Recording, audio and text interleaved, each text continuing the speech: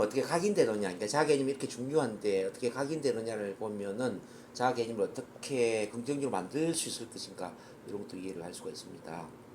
자, 자아 개념은 권위적인 인물 플러스 강도 플러스 반복에 의해서 각인됩니다. 자, 무슨 이야기냐면은 권위적인 인물로부터 충격적인 느낌을 불러일으키는 강도 높은 부정적인 말을 반복해서 듣게 되잖아요. 그러면은 무의식 속에 부정적인 자아 개념이 프로그래밍이 된다는 거죠. 그러니까 권위적인 인물이 강도 높은 부정적인 말을 반복해서 들려준다. 그러니까 권위적인 인물, 강도, 반복 이 세 가지가 결합이 되면서 자아 개념이 형성이 되는 거죠. 예를 들어서 옛날에 지존파라고 있었어요. 지존파. 살인 공장을 만들어 놓고 부자들은 다 죽인다 라는 살인 집단을 만들어서 이제 대한민국을 떠들썩하게 했죠.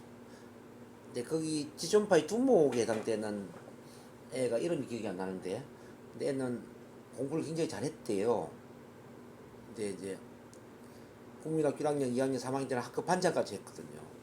근데 국민학교 3학년 때 담임 선생님이 육성예비 가져오지 않는 사람 다 나와 해서 이제 육성예비를 갖고 오지 않는 사람에 이제 이 애가 포함이 된 거죠. 뺨을 한 20대를 때리면서 너 내일까지 훔쳐서라도 도둑질을 하더라도 육성예비 가져와. 그러지 않으면 죽여버릴 거야. 이렇게 이야기를 한 거지. 그러니까 그다음 이제 권위적인 인물에 해당되는 담임 선생님으로부터 강도 높은 뭘 들었어요? 꾸지람을 들은 거죠. 강도 높은. 자, 그러니까 이제 이 가난뱅이, 이 돈이 없는 놈, 돈이 없는 놈의 자식이기 때문에 맞아야 돼 이거잖아요. 그죠? 그래서 이제 마음 안에 울분이 생긴 거지. 나는 돈이 없는 사람이기 때문에, 가난한 사람이기 때문에 내가 이렇게 모욕기 말을 듣고 또 뺨까지 20대를 맞아야 되는구나. 그래서 내가 어른이 되면은 부자들은 다 죽여버리겠어 라는 결심을 했다는 거예요. 이제 범죄 심리학자들이 이렇게 상담을 해보니까 그 이야기를 한 거지. 어떻게 해서 이렇게 살인 집단을 만들었냐 이렇게 상담해보니까 그 이야기를 한 거예요. 그래서 그 국민학교 3학년 때 그 담임 선생님이 만약에 그렇게 하지 않았다, 예를 들어서 이렇게 했다고 생각해봐. 야, 육성예비 안 된 사람 다 나와봐봐. 자, 라고 했을 때 걔가 나왔어요. 너 어떻게 해서 육성예비를 안 가져왔니? 아, 집에 홀 어머니가 저를 키우는데 돈이 없어요. 그래서 지금 돈이 없으니까 지금 내는 게 좀 힘들 것 같아요. 아, 그래? 그러면 수업 마치고 교무실로 와. 라고 해서 교무실에 비밀스럽게 이야기를 하는 거지. 집이 얼마나 힘든데 그래. 농사 짓는데 지금 너무 어머니가 힘들어하세요. 아, 그렇구나. 그러면 선생님이 육성예비를 대신해 줄 테니까 너가 다음에 어른이 되면 꼭 갚아야 돼. 왜냐면은 너는 우리 반의 학급 반장이고 선생님 볼 때 너가 앞으로 크게 될 놈 같아서 도와주고 싶어서 그래. 이거 돈을 대신해 주는 게 아니라 너가 다음에 잘 돼서 갚으라는 거야. 그렇게 할 수 있겠니? 만약 이렇게 했다 그러면은 걔가 어떻게 됐을까요? 담임 선생님이 그렇게 육성예비를 대신해 주면 너는 크게 될 놈이니까 선생님이 대신 돈을 내주겠어. 그럼 걔가 과연 살인 집단을 만들었을까요? 어떻게 생각하세요? 저는 그렇지 않을 거라 보거든요.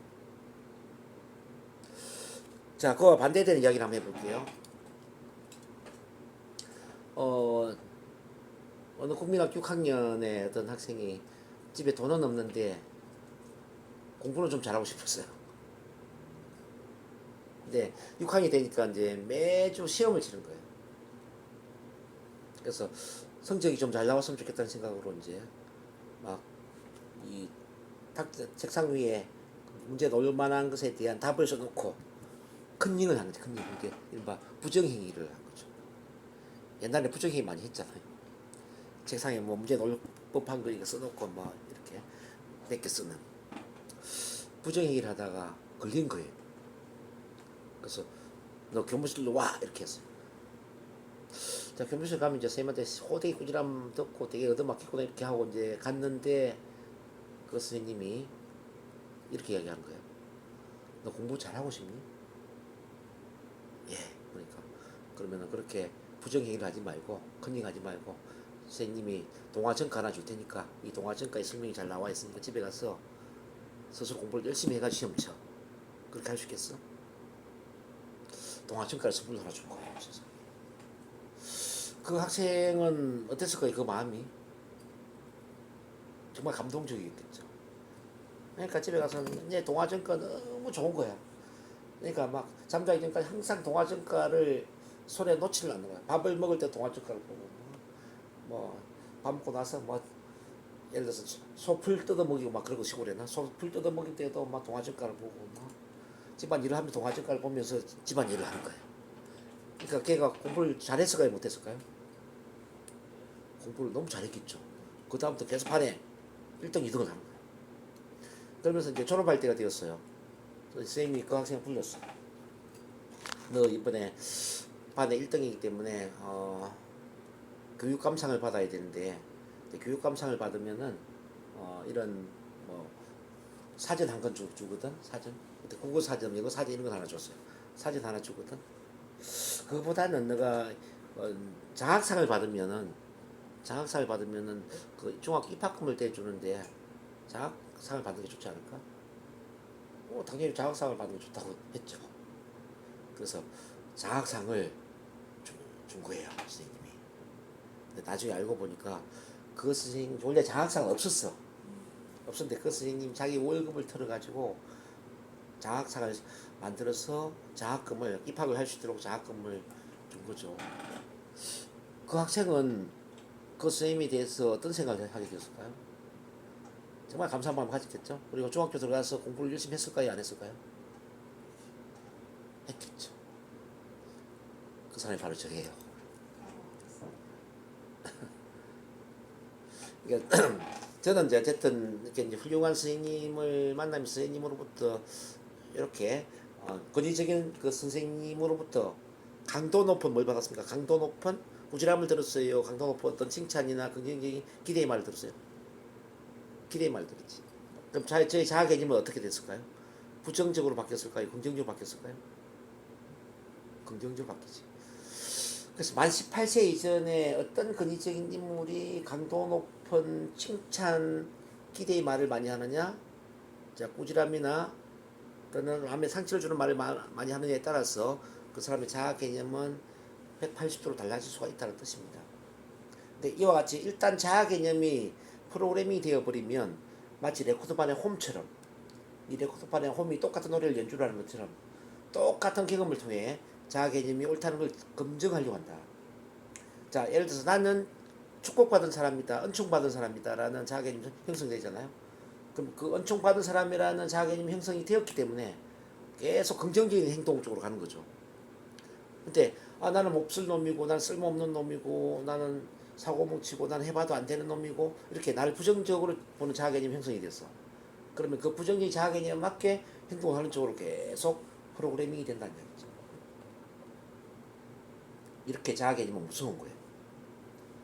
그래서 지금 이제 여러분들이 새로운 자아 개념을 프로그래밍 해야 돼요. 그러기 위해서는 의식과 무의식의 통합이 필요합니다. 의식적으로는 결단과 관심과 노력을 기울여야 돼요. 자, 나는 새로운 자아 개념에 맞게 살겠다라는 그런 결단을 내려야 돼요. 그래서 여러분들 마음속에 부정적인 자아 개념이 뭐가 있는가를 일단은 찾아내 봐야 되고요. 그리고 새롭게 만들고자 하는 긍정적인 자아 개념이 뭔가를 또 새롭게 설정을 해야 돼요. 자, 나는 뭐뭐이다라는 그 문장을 만들 때 지금 무의식적으로 나는 뭐뭐이다라는 그 문장이 부정적으로 나오는 말이 있는지를 한번 봐봐요. 예를 들어서 나는 게으른 사람이다. 나는 노래를 잘 못하는 사람이다. 나는 머리가 나쁜 사람이다. 나는 말을 잘 못하는 사람이다. 이런 부정적인 말이 있잖아요. 혹시 그런 게 있는지 한번 봐봐. 이런 건 다 이제 없애버려야 된다는 거죠. 그리고 내가 죽을 때까지 난 이런 사람이 되고 싶어. 자, 죽을 때까지 이런 사람이 되고 싶어. 그러면은 나는 뭐뭐이다 라는 쪽으로 새로운 일이 현재 긍정문으로 그 미래에 되고 싶은 걸 앞당겨서 현재 이미 되었다고 생각하고 긍정적인 자기 학원문을 만들어야 된다는 거죠. 지금 자기 학원문을 만드는 게 중요해요. 자, 나는 뭐뭐이다. 지금 현재 내가 비록 내가 강의를 잘 못해요. 그렇지만 나는 강의를 잘하고 싶어. 그럼 나는 강의를 잘하고 싶다가 아니라 나는 감동적인 영감을 주는 동기부여 명강사이다. 이렇게 쓰는 거야. 나는 감동적인 영감을 주는 동기부여 명강사이다. 이해되시나요? 난 아직은 상담과 심리치료를 잘 못해요. 근데 앞으로 NLP 체면 심리 상담을 통해서 사람들한테 정말 큰 도움을 주는 사람이 되고 싶어. 그럼 이미 그걸 되었다고 생각하고 나는 많은 사람들에게 도움을 주는 NLP 체면 치료 연강사이다. 자, NLP 체면 치료 전문가이다. 이와 같이 표현을 하는 거지.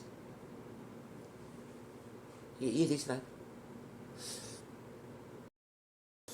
그리고 이제 무의식 차원의 이제 새로운 프로그램이 되어야 되는데, 이 자아 개념에 대한 새로운 프로그램이 되어야 되는데, 거기는 보면은 우선은 첫 만남 스폰서십 뒤에서 제가 소개할게요. 자아 개념을 바꾸는 것은 뭐 티칭이나 또는 뭐 멘토링이나 코칭이나 이런 게 아니에요. 자아 개념을 키워주는 것은 스폰서십이다. 스폰서가 돈을 대주는 스폰서를 이야기하는 게 아니라 있는 그대로 나를 수용해주고 존중해주고 공감해주고 내 편을 들어주고 나를 지지해주고 응원해주는 그런 관계를 스폰서십이라고 해요. 마치 이제 헬렌 켈러가 슬반 스님으로부터 있는 그대로 수용 존중을 받고 공감적 이해를 받고 지지 응원을 받았던 것처럼, 그러니까 관계 속에서 사랑의 관계 속에서 인간은 자존감을 회복한다는 거죠. 그래서 이 스폰서십 참 만남이 중요하다는 거.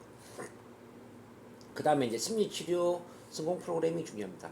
우리 자아 개념을 부정적으로 만드는 것 중에 가장 큰 게 어릴 때 상처받은 마음이거든요. 어릴 때 뭐 어른들로부터 꾸지람 들었거나 공개적으로 망신을 당했거나 또는 뭐 집단으로 따돌림을 당했거나 어쨌든 이런 상처받은 사건 경험들이 있다는 거죠. 이런 거는 체면 NLP 치료를 받아야 되겠죠. 그리고 이제 성공 프로그래밍을 해야 돼.